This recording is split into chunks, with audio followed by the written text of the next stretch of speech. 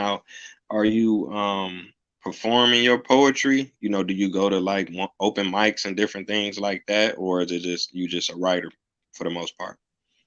I'm just a writer. I've read it. I've read a poem or two once on the inside, and since I've been out, I've read one or two, on my platform. Um, I love to write. I'm not really thinking in terms of performing. I know some guys that do spoken word or they recite their poetry, and sometimes, and this is just the reality. I'm transparent. Comparison can hurt us. Can strengthen us, but it can hurt us. And sometimes I might be like, oh man, he hit that right. Like I won't sound like that, or mine ain't gonna come across like that. Or I know one guy, he out now named Q. He had a poem called Scars. It was 10 minutes long. I'm like, how you remember something 10 minutes long? And he hitting it, so, one time I didn't want to go up against somebody like that. I just had a page, but I did recite a couple of my poems inside to an audience of 100 or so in the gymnasium. Since I've been home, I've only read a couple of on the platform.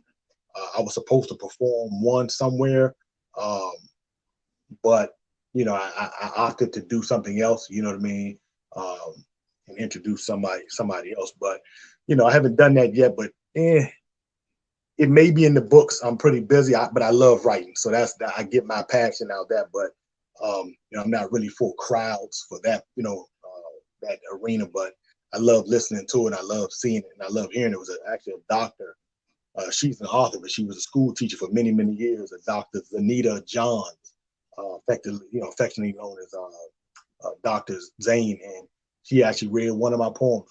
So like you say, my work and got my book and read Single Mother, and it touched her. And she was just speaking on the platform because she's an author, and on the platform it was a international poetry collective, and she was allowed to read 3 poems, and one was mine, Single Mother. So I was honored by that, and I said, didn't look so hard, So I said I might start doing that, with my own platform, just reading a few, warming up to it, because some people have asked me to recite it to them so that they can hear not only what inspired me to write it, but also to hear where it ebbs and flows. So yes, sir.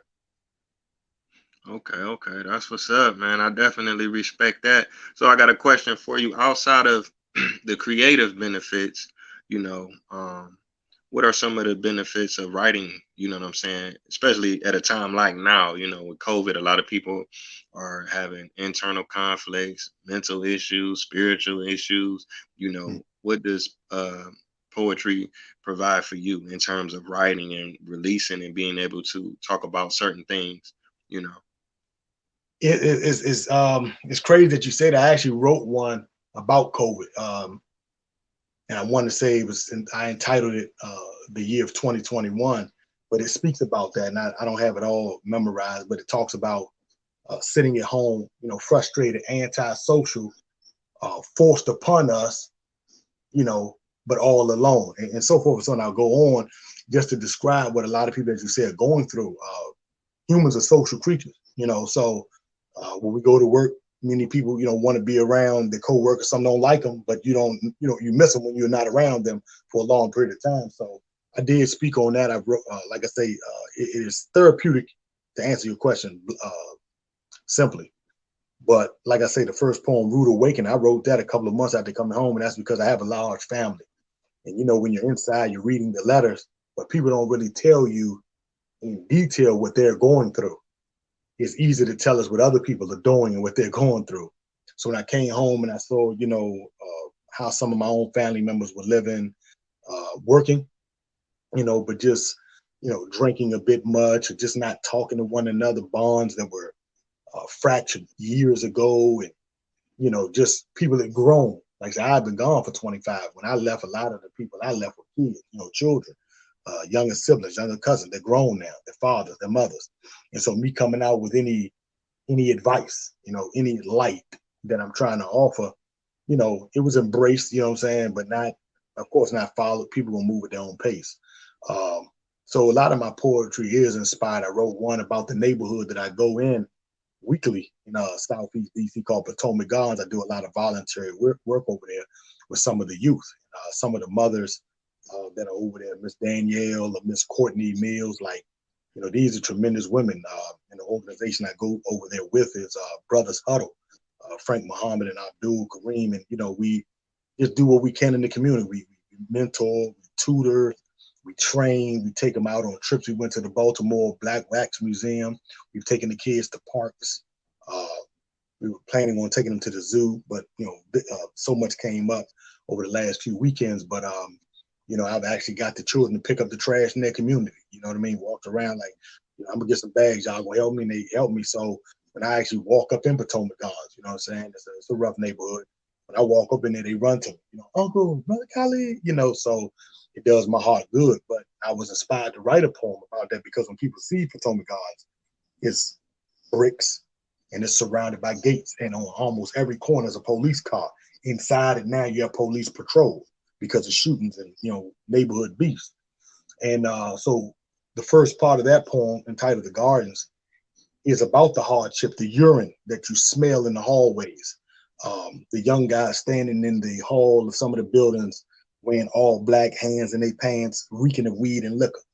Um, some of the women that sit around gossiping about other women, the filth. That's the first part of the poem.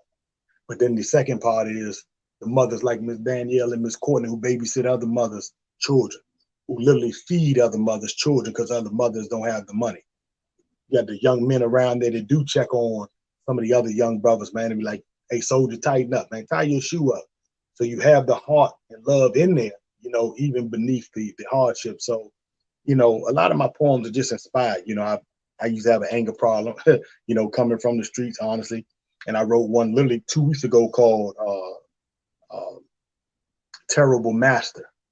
And I was referring to anger, because anger will tell you to do something, slap that person, go get your gun, go get your knife, ignore them, never talk to them again. You're better than them. But when you're sitting there by yourself, after the altercation, when you're sitting there in that bullpen, when you're sitting in that penitentiary, when you're sitting, at the other end of the family, bond unit or whatever, sitting at the other end of your bed because you and your lady then argued and you were wrong. Anger leaves you. Anger's gone. Anger no longer instructs you.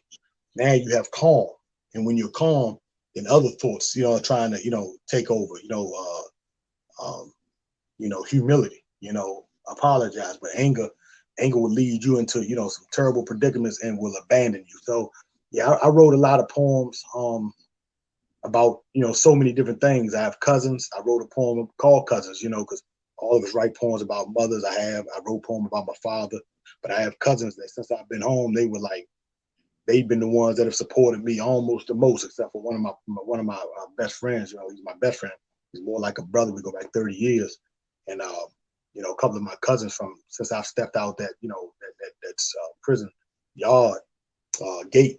They've been there. So I wrote a poem about cousins, how they really are like siblings when you don't have siblings, and they're more sibling when you do have siblings sometimes. So, don't overlook them. So I've written a lot. I've written a lot, and I write almost every day because I'm inspired by so much. I'm inspired by, you know, animals, nature, the kindness of the human, the hardship of what we're seeing every day. I wrote one because I know a few people that have recently been killed in D.C. and thinking about the mothers when you hear them screaming when that news camera has gotten there, sooner than expected. And when you hear the mothers wail, and I wrote a poem about that, you just see them flashing lights, and when you blink, all you see is a mother on her knees, and the only thing in her sights is her child, and her grief, So, I'm inspired by a lot, you know what I mean. But I'm also honest, and there's power, there's strength, there's a lot of energy in my poems, but there's also pain and struggle because sadly that's what we see and that's what we've endured. So I touch on a lot of things, and I have two short stories in the new one as well coming out, So yeah, I just like to write, so I write often.